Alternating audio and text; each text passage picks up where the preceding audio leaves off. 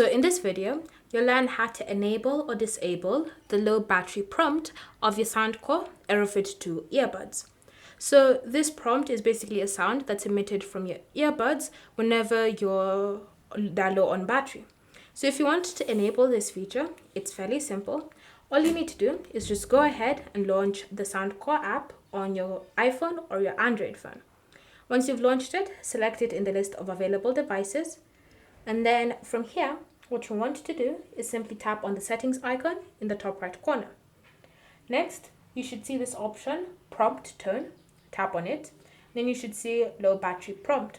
So currently it's enabled, which is why whenever these are on low battery, then I normally hear a ting sound coming from the buds to tell me that they're low on battery. So if you want to turn that off, you can just tap on the toggle like that to turn it off. But if you want to enable it, you can tap on the toggle again to turn it on. And so now whenever your buds reach 20 and 10%, you should be able to hear the ting as a warning sign that they're running out of charge. So it's completely up to you to decide how you're going to use this feature. And once you're done making your choice, you can just close the Soundcore app with the changes being applied. Thank you for watching. If you have any questions or comments, leave them down below and we'll get back to you.